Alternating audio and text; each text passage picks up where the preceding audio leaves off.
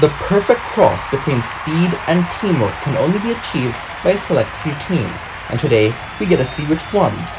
Hello everybody and welcome back to Team Quadrilla Marble League Season 5, Event 2, the Relay Race. My name is Ramen Powder and today I'll be joined by a very special guest in the commentary box. Welcome to Pesky Bird.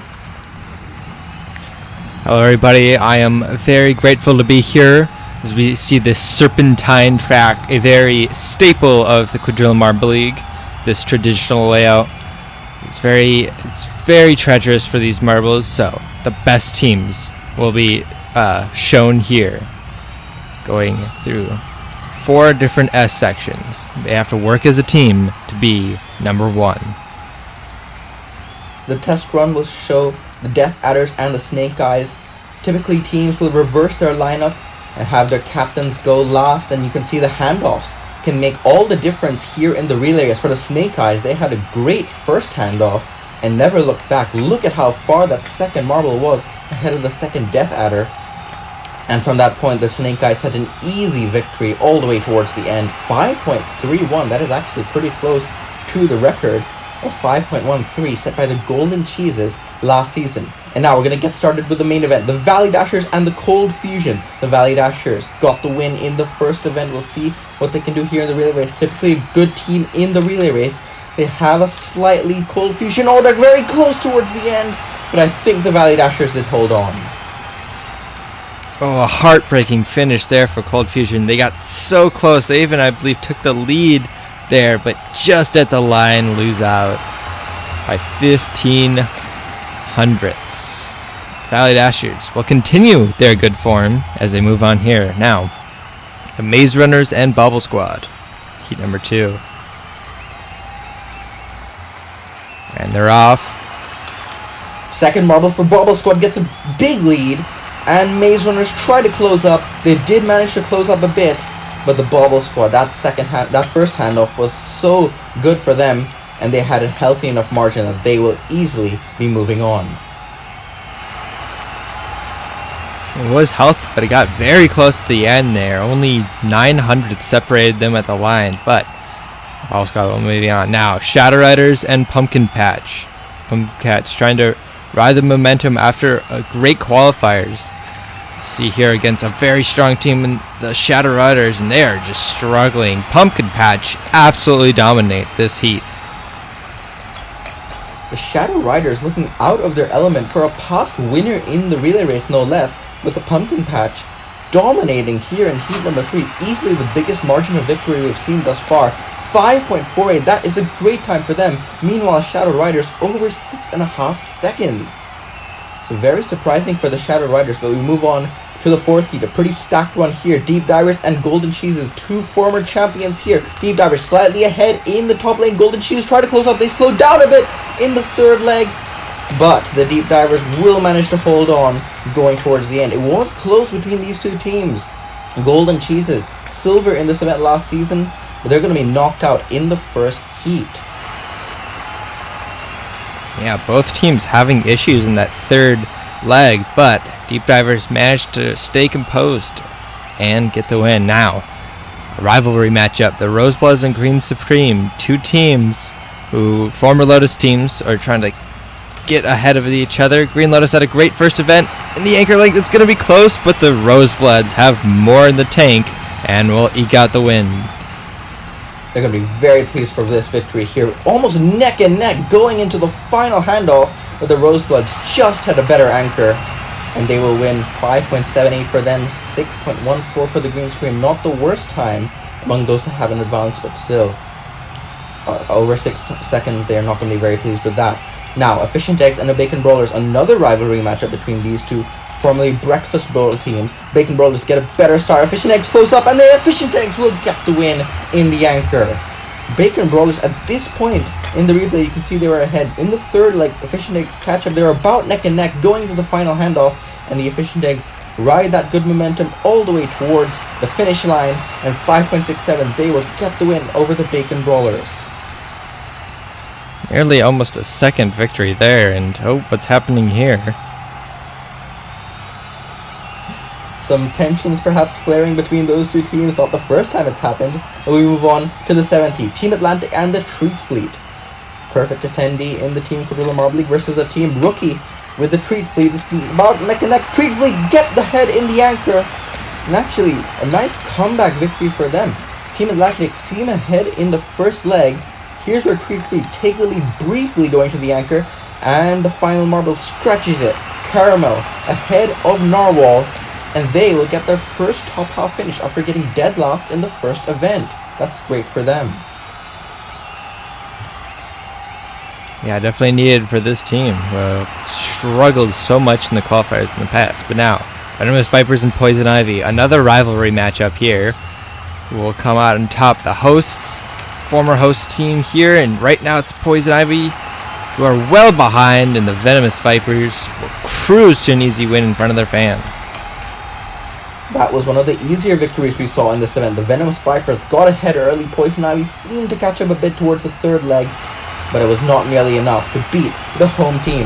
5.67, great performance for the hosts. The Venomous Vipers haven't captured a medal in the relay race before, but they plan to here. The Cold Fusion will get the best of the rest, and it's Team Atlantic and the Maze Runners, Shadow Riders, and Poison Ivy bottom 2. That was the top 2 of the relay race back in Season 2. So fortunes perhaps changing here in Season 5, but there you can see the matchups for the quarterfinals, and we're going to go straight into it with the Valley Dashers and the Bobble Squad. Two very strong teams here, and it's a great start for Valley Dashers, but they lose it in the second length and cannot come back. So the Valley Dashers will not be repeating as gold medalists to start the season. Bobble Squad will knock off the top-seeded team. And in fact, the Valley Dashers can do no better than 5th place in this event, so that's good news for some of the other teams trying to catch up. Of course, it's only the second event, but the Bobble Squad, great bounce back for them. They're guaranteed a top 4 finish after getting 15th in balancing. Now, in the second quarterfinal, Pumpkin Patch and the Deep Divers. What a story it would be if the Pumpkin Patch could get in the top 4 in their second ever event in the A Division. Deep Divers well ahead though in the second leg, and the Deep Divers stretch it towards the end there. No mercy to the Pumpkin Patch this time. They will be knocked out. After a great performance in the heats, didn't have much in the tank here. The Deep Divers gonna get another top 4 finish after getting bronze in balancing. 5.66 for them. That is showing why they're one of the best teams in the Team Quadrilla Marble League. Out of the Rosebloods and the Efficient Eggs. And the Rosebloods continue to get a good comeback here. And right now it's neck and neck there, but a great third leg there, and the Rosebloods will cruise past the Efficient Eggs. And they will take an easy advancement to the semifinals here. Efficient Eggs just fell apart in that second length and could not come back from it. 5.99 to 5.77. Rosebloods, very easy win there.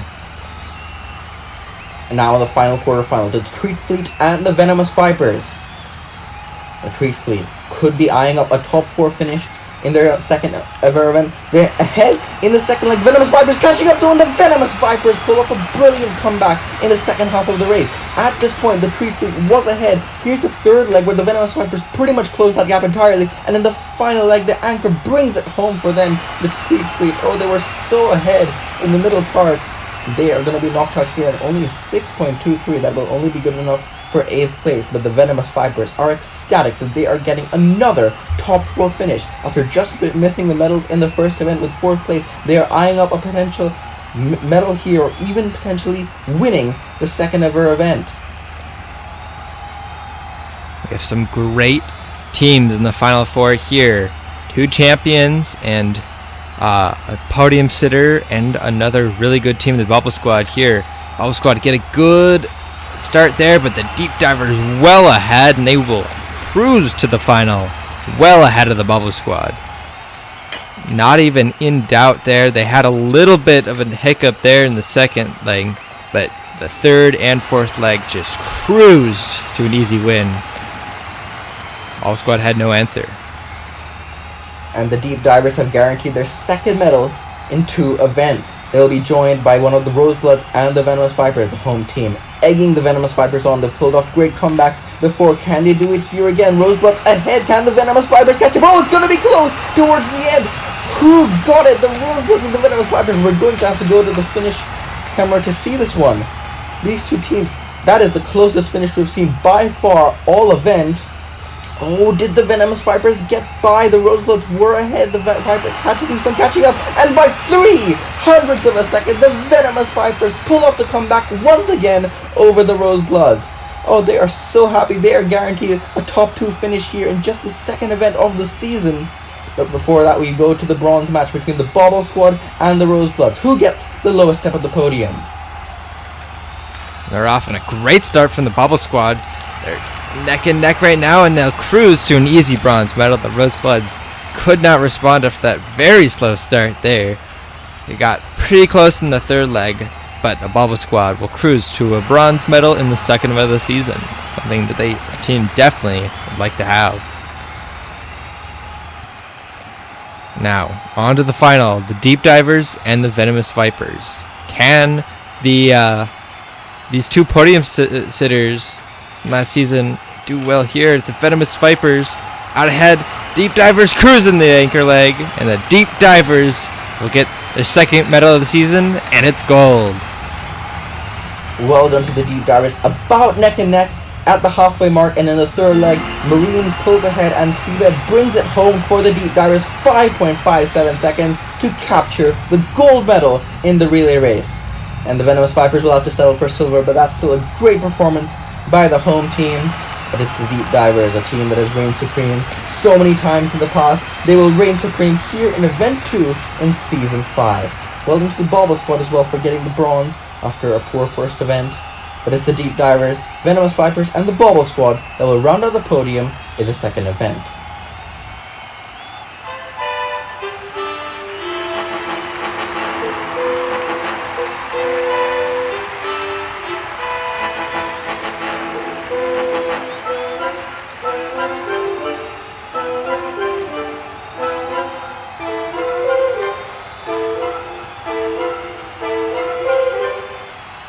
So after Event 2, the Deep Divers with their second medal rise up to first place, ahead of the Valley Dashers who dropped to second, then it's the Venomous Vipers who've risen to third place. Green Supreme and Efficient Eggs round out the top 5.